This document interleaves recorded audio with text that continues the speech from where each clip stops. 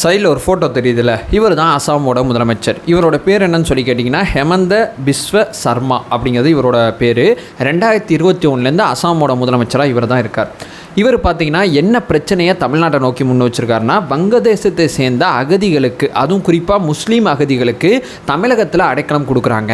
தமிழகத்தில் இருக்கக்கூடிய சில முதலாளிகள் கூலி கம்மியாக கிடைக்கும் அப்படிங்கிற ஒரே காரணத்துக்காண்டி இந்த வேலையை பார்க்குறாங்க அப்படிங்கிற குற்றச்சாட்டை 2வது தடவையாக முன் வைக்கிறார். ஆல்ரெடி ஒரு தடவை சொல்லிட்டாப்புல, இது 2வது தடவை. இதை பற்றி கொஞ்சம் தெளிவாக ஆழமாக இந்த ஒரு பதிவில் நம்ம பார்த்துடலாம்.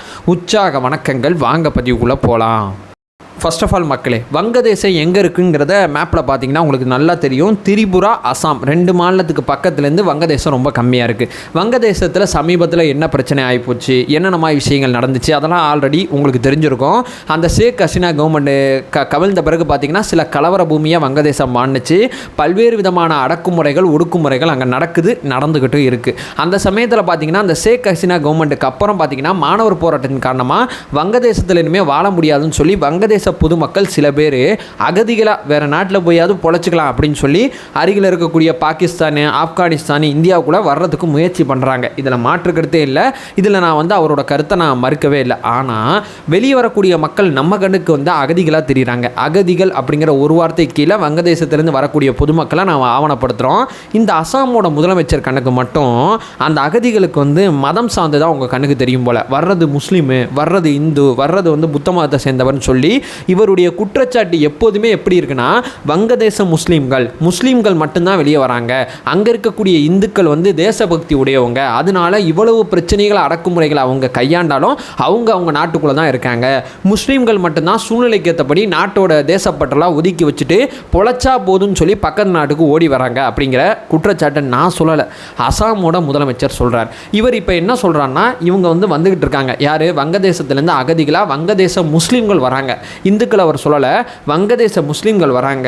நாங்கள் எல்லையிலே அவங்கள தடுத்து நிறுத்துகிறோம். அவங்களாம் கைது பண்ண மாட்டோம். ஏன்னா பாவம் பொழைக்கிறதுக்கு உள்ளே வராங்க. நாங்கள் கைது பண்ணல. ஒரு நாளைக்கு சராசரியாக 20லேருந்து 30 பேர் வராங்க. வர்றவங்களை மதுரையும் கைது பண்ணாமல் அவங்க நாட்டுக்கே அமுச்சு விட்டுக்கிட்டு இருக்கோம். இந்த வர்றவங்களை அத்தனை பேரையும் நாங்கள் விசாரித்து பார்த்ததில்ல. அவங்க என்ன சொல்கிறாங்கன்னா, தமிழ்நாட்டில் போய் பொழைச்சிக்கிறோங்க, ஏன்னா எங்களுக்கு தெரிஞ்சதும் ஜவுளி தான், தமிழ்நாட்டில் இருக்கிறதும் ஜவுளி தான். ஸோ தமிழ்நாட்டில் எப்படி நீங்கள் உள்ளே போவீங்க, எப்படி உங்களை அக்செப்ட் பண்ணிப்பாங்க அப்படின்னு கேட்கும்போது, எங்கள் ஊருக்காரங்க கொஞ்சம் பேர் அங்கே இருக்காங்க, அதன் மூலிமா நாங்கள் எப்படியாவது தமிழ்நாட்டுக்குள்ளே போகிறோம், இந்த ஏரியா மட்டும் எங்களை தாண்ட விட்டுருங்க, நாங்கள் தமிழ்நாட்டில் போய் சைலண்டாக பொழைச்சிக்கிறோம், எந்த பிரச்சனையும் கிடையாது அப்படிங்கிற மாதிரி அவங்க தரப்புலேருந்து சொல்லப்பட்டதான் அசாமோட முதலமைச்சர் பத்திரிகையாளர் சந்திப்பில் சொல்கிறார். இவர் யாரோ 2 பேர்கிட்ட பேசிகிட்டு இருக்கும்போது கசிந்த செய்தி எடுத்து நான் அவங்கள்ட்ட பேசலை, இல்லை உளவுத்துறை மீட்டிங்கில் பேசுகிற ஒரு செய்தி எடுத்து நான் பேசலை. இவர் செய்தியாளர் சந்தித்து பேசின சில விஷயங்களாம் இப்போ நான் எடுத்து பேசிக்கிட்டு இருக்கேன். இங்கே தமிழகத்தில் இருக்கக்கூடிய சில முதலாளிகள் பார்த்தீங்கன்னா கூலி கம்மியாக கிடைக்குது அப்படிங்கிற ஒரே காரணத்துக்காண்டி இந்த வங்கதேச அகதிகளை, அவர் சொல்கிறபடி தானே சொல்லணும், வங்கதேச முஸ்லீம் அகதிகளை எடுத்துக்கிறாங்க, வேலை போட்டு கொடுக்குறாங்க. இது என்றைக்குமே நம்ம நாட்டுக்கு ஆபத்து. தமிழகத்தில் இப்படி ஒரு விஷயம் நடந்துக்கிட்டு இருக்கு அப்படிங்கிறத இவர் சொல்கிறாப்புல. ஆல்ரெடி நான் முன்னாடி சொன்னபடி போன வருஷம் ஒரு குற்றச்சாட்டை முன் வச்சாப்புல, அடுத்து மறுபடியும் திடீர்னு பார்த்தீங்கன்னா இதே குற்றச்சாட்டை முன் வைக்கிறார். இவர் யாருன்னு சொல்லி கேட்டிங்கன்னா, இவரை பற்றி சுருக்கமாக நான் சொல்லணும் அப்படின்னு சொல்லி பார்த்தீங்கன்னா, இவரை நான் தொடர்ச்சியாக ஃபாலோ பண்ணிக்கிட்டே இருக்கேன். நம்ம ஊரில் ராஜா இருக்கார்ல, எப்படி பேசுவாப்புல, இங்கே திமுகவில் ஆர்எஸ் பாரதி இருக்கார்ல, அவர் எப்படி பேசுவாப்புல, அந்த மாதிரி தான் தலைமை எப்போ எந்நேரம் எப்படி பேசுவார்னு தெரியாது. ஆனால் அதிரடிகளாக சில விஷயங்களை பேசணும், செய்தி அப்படியே மாற்றி ஒன்றுனா பிஜேபி இவரை தான் கூப்பிடும். ஏன்னா இவர் பேசினார்னு வைங்களேன், அந்த தர்க்கம் வாதங்கள்லாம் கிடையாது. சட்டசபையிலே பேசுகிறது, செய்தியாளர் சந்திப்புலேயும் முஸ்லீம் பற்றி பேசுகிறது, எங்கே உட்காந்தாலும் எங்கே செஞ்சாலும் முஸ்லீம் முஸ்லீம் முஸ்லீம் குத்திக்கிட்டே இருக்கிறது தான் அந்த மனுஷனோட ஒரே வேலையாக இருக்குது. ஸோ திமுகவில் ஆர்எஸ் பாரதி, பிஜேபியில் தமிழ்நாட்டை பொறுத்தவரை ராஜா மாதிரி, இந்திய லெவலில் பார்த்தீங்கன்னா அந்த அசாமோட முதலமைச்சர் சர்மா அவர்கள். ஸோ அந்த சர்மா அவர்கள் பார்த்தீங்கன்னா இப்படிப்பட்ட குற்றச்சாட்டை முன்வைக்கிறாரு. அவருக்கு அவரே சொல்கிறார் செய்தியாளர் சந்திப்பில், வரக்கூடியவங்க இந்துக்கள் கிடையாது, நான் ரொம்ப கான்ஃபிடண்ட்டாக சொல்கிறேன், ஏன்னா இந்துக்கள் தேசபக்தி உடையவர்களாக இருக்கலாம். இவ்வளவு பிரச்சனைகளை வங்கதேசத்தில் இந்துக்கள் கையாண்டாலும், இந்துக்கள் மேலே இவ்வளவு தாக்குதல்கள் அங்கே நடந்தாலும் தேசத்தை விட்டு வெளியே வராமல் இருக்காங்க, இந்துக்கள் எப்படிப்பட்டவங்கன்னு பார்த்துங்க அப்படின்னு சொல்லி செய்தியாளர் சந்திப்பில் சொல்கிறார். ஸோ இந்த குற்றச்சாட்டை பற்றி போன வருஷமே பிபிசி கலாய்வு நடத்துனுச்சு தமிழகத்தில் பொறுத்தவரையும். அப்போல்லாம் எதுவும் கிடையாதுங்க. இங்கே வடமாநில தொழிலாளர்கள் வேலை பார்க்குறாங்க, அசாமை சேர்ந்தவங்க, ஒடிசாவை சேர்ந்தவங்க, ஜார்க்கண்டை சேர்ந்தவங்க, உத்தரப்பிரதேசத்தை சேர்ந்தவங்கன்னு சொல்லி வடமாநில தொழிலாளர்களுக்கு இந்தியாவில் தமிழ்நாட்டில் பார்த்திங்கன்னா வேலை இருக்குது. வெளிநாட்டை சேர்ந்தவங்களுக்குலாம் இங்கே நாங்கள் வேலை கொடுக்குற மாதிரி தெரியல. அப்படி இருந்தாலும் சில ஆதார் கார்டு ப்ரொசீஜர் அடிப்படையில் யார் என்ன ஏதுங்கிற பயோடேட்டா எங்கள்கிட்ட இருந்து தான் அதன் மூலியமாக தான் வடமாநில தொழிலாளர்களுக்கே நாங்கள் வேலை கொடுக்குறோம். பேருக்கு வந்து வர்றவங்க போகிறவனுக்குலாம் இங்கே நாங்கள் வேலை கொடுக்கல அப்படிங்கிறத ஆல்ரெடி வந்து கோவையில் இருக்கக்கூடியவங்க தெளிவுபடுத்திட்டாங்க, உரிமையாளர்கள் தெளிவுபடுத்திட்டாங்க.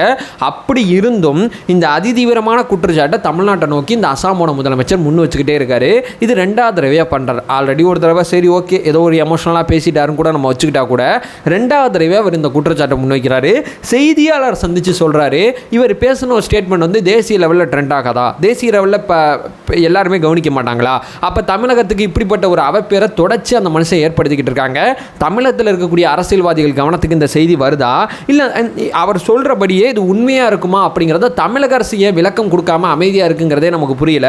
இப்படி ஒரு குற்றச்சாட்டை அதிதீவிரமான குற்றச்சாட்டை தமிழகத்தை நோக்கி முன்வைக்கிறாரு. இப்படி வைக்கக்கூடிய அந்த மனிதருக்கு சரியான பதிலடியாக அரசாங்க பதவியில் இருக்கக்கூடியவங்களுக்கு அரசாங்க ரீதியாக ஒரு பதிலடியை கொடுக்குறது தானே சரியாக இருக்கும். இல்லை நம்மளுடைய ஒரு நம்ம தமிழ்நாட்டை சேர்ந்த ஒருத்தர் போயிட்டு அப்படிலாம் இங்கே எதுவும் நடக்கலைங்க, தேவையில்லாமல் நீங்கள் எதுவும் புரிஞ்சுக்க வேணாம், இல்லைங்க நீங்கள் சொன்ன 1-2 இன்சிடென்ட் இங்கே நடந்திருக்கு, இனிமேல் நடக்காமல் நாங்கள் கவனமாக இருக்கோம், 2ல் ஏதோ ஒன்று நம்ம பண்ணணும்ல. தமிழக அரசு தொடர்ச்சியாக இப்படிப்பட்ட தேசிய லெவலில் நம்ம மேலே ஒரு குற்றச்சாட்டு வைக்கிறாங்க, தொடர்ச்சியாக அமைதியாக இருக்காங்க. ஏன் அமைதியாக இருக்காங்க அப்படிங்கிறதே நமக்கு புரியல. ஸோ இந்த வீடியோவில் நான் சொல்ல வர்றது என்னென்னா, 2வது தடவையாக அந்த மனிதர் இந்த குற்றச்சாட்டை முன்வைக்கிறாரு. தமிழக அரசு விழிப்படைந்து பெரிய லெவலில் அந்த குற்றச்சாட்டை தீர்க்கிற முயற்சியில் அல்லது அவர் சில கருத்துக்களை தவறாக புரிஞ்சுக்கிட்டாரா அல்லது நம்ம சில விஷயத்தில் கோட்டை விட்டுருக்கோமா அப்படிங்கிற மாதிரி வந்து 2 ஆங்கிளுமே பார்த்து ஒரு சரியான தீர்வை நம்ம சொல்லணும். ஆனால் மனிதர் எப்படிப்பட்டவர்னு சொல்லி கேட்டிங்கன்னா, காலிலேருந்து நைட்டு வரைக்கும் முஸ்லீம் எதிர்ப்பு அப்படிங்கிறது அவர் ரத்தத்திலே ஊன்னது. டெய்லி காலில் ஒரு 10 தடவையாவது சொல்லிடுவாப்பில். அப்படிப்பட்ட மனிதர் தான் இவர். ஸோ இவரோட கருத்துக்களை நான் தொடர்ச்சியாக கவனிச்சுட்டு வரும்போது எனக்கு இந்த மனிதர் இப்படிப்பட்ட விஷயத்தை தான் நான் அவரை புரிஞ்சு வச்சுருக்கேன். ஸோ இப்படிப்பட்ட மனிதர்கிட்டேருந்து இப்படிப்பட்ட குற்றச்சாட்டு வந்திருக்கு. தமிழக அரசு சார்பாக செயல் வினை ஆற்றணும் அப்படிங்கிற ஒற்றை குறிக்கை வச்சுட்டு இந்த வீடியோ என் பண்ணிக்கிறேன். நம்ம சேனலை ஃபர்தராக ஃபாலோ பண்ணிங்கன்னா பொலிட்டிக்கல் ரீதியாக பல்வேறு விஷயங்களை பற்றி நம்ம பேசிகிட்டு இருக்கோம். நம்மளோட ஒரே நோக்கம் அறியாமை அகற்ற வேண்டும், அறியாமை அகற்றப்பட வேண்டும். Thank you so much.